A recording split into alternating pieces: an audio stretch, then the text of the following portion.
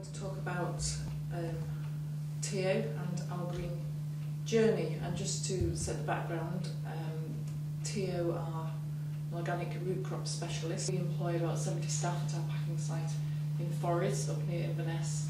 We turn over about £10 million a year, and we wash 10,000 tonnes of organic carrots every year. And we realised probably about 18 months, 2 years ago, that we really needed to do something to reduce our carbon footprint and become more environmentally aware. But that was easier said than done. We needed the time to do it, we needed the resource to do it, we needed a plan, and we needed to communicate that plan to all our employees. Can't really dedicate a whole person. It would be lovely to employ an environmental manager, but we know we're not a big company, small to medium-sized company, and we didn't have the resource to do that. So this is what we did. We formed a team of eco-warriors, and these represent each department of the company, and these were people who were passionate about being green and about helping TIO become more environmentally friendly. And this team has been formed for about a year now and have done some brilliant things. But where did we start? What did we need to start with? Well, as we were thinking about this, Tesco very kindly dropped into my email box their environmental guidelines, and number 4 on page 9 was where do I start? So that gave us some really good information of what we actually needed to do, where to begin, and they also gave us some pretty detailed information on some of the targets we could set and what they expected from their suppliers, what was mandatory, what was the law, and bronze, silver and gold standards. So we had a look at these and we started to pitch ourselves somewhere between bronze and silver, and that's what we were going to aim for, and that's what we did. As a starting point as well, it was to actually what we were going to measure and what we were going to look at. That became another issue. So looking at our whole operation, we decided we were going to focus to begin with on the things that we could really control and that we could measure, whereas things like transportation of goods, which we don't do our own transportation, that was much more difficult for us to do.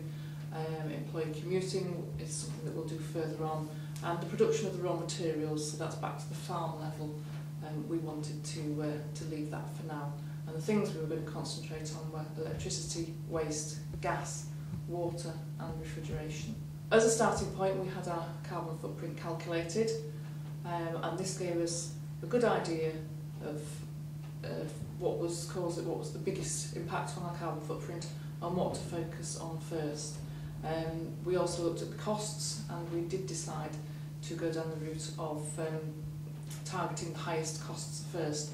We want to reduce our energy consumption by 20% before 2013. We want to reduce our waste to landfill by 10% by 2013. And we want to reduce our water consumption by 20% by 2013. And for year 1, we started with energy, and that was last year in 2010. And we had 3 stages of this. The first one was staff awareness. There was some huge savings to be made simply by switching things off when we weren't using them. Computers, factory machinery, lighting, just to do that, but we had to get the message out to people. Stage 2 was to replace our lighting with mainly LED lighting, and stage 3 was voltage optimization and motion sensors. So the first thing we started with was the staff awareness campaign, and we actually dedicated a whole week to this, and we called it the Big Switch Off, and it was November the 1st, 2010. And we had a whole week of activities promoting turning things off, energy reduction, and we felt it was important to get staff involved, was to make it very relevant to them. So we had people coming in that could advise them how to reduce their carbon footprint at home and how they could save money. We had energy monitors, owls, which we loaned to staff so they could take home and reduce their energy consumption. We had an eco-driving challenge, so people could come in and they could try their hand at driving and see how environmentally friendly they drove, and we had a winner's board for that. and we did competitions and presentations throughout the week. Lots and lots of communication in the form of emails and presentations, posters, newsletters, meetings. We stickered all the light switches with turn it off messages. We all talked about it. The eco-warriors were tasked with speaking to as many people as possible, just to engage people. We had displays, competitions, we put notes in everybody's pay slips, activities, and we also had a suggestion box. And communication really was the key, and it was just getting the same message out time and time again in different ways. We also asked for sponsorship for our big switch off, and several local companies sponsored us, who provided prizes. Even before we started, we had the big switch off. Just talking about it generated interest and did start to show some results. And looking at the graph, we definitely did see some good stuff, and we'll see a bit later on the percentage actually that we've managed to save over the last year. Stage 2 was the LED lights that we had fitted. The project cost £47,000. That was funded by an interest-free carbon trust loan over 4 years, and the payback period for that is actually 2.5 years. So that was it was a no-brainer. It was something that we just had to do. The installation was completed in June 2011, and in June alone we saved over 30% on our energy costs. So we're pretty pleased about that. Generally worth doing. And our energy reduction over the last 12 months, we have actually saved 29% on our energy bill through staff awareness and the LED project. Stage 3 of our energy reduction is yet to come, and we plan to do voltage optimisation and install PIR sensors throughout the building to reduce energy use. The potential there is to save another 10 to 20% off our energy use. The next stage was reducing our waste to landfill by 10% by 2013. We've done this, or we are doing this. We've installed Dyson hand dryers throughout the building.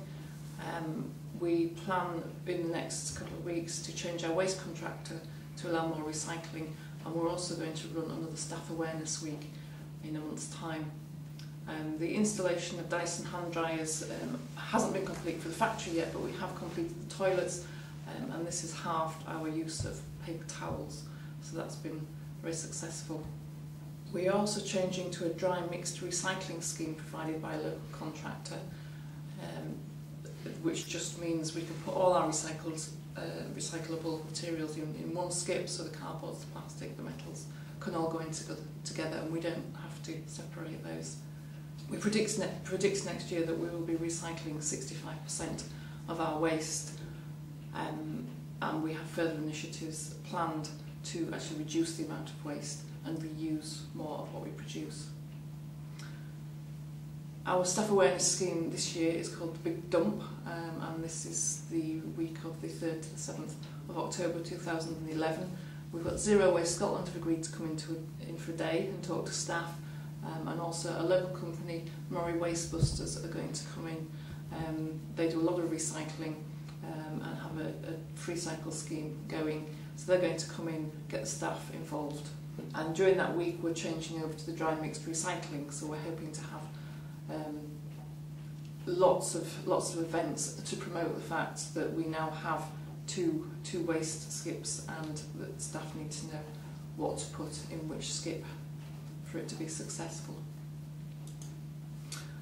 And what are we going to do next? What's planned? Well, there's still lots of work that we can do of energy reduction, and that will continue. Still lots of work we can do on waste reduction will continue, and next year we're going to focus on water, so our staff awareness week we're calling the Big Drip 2012.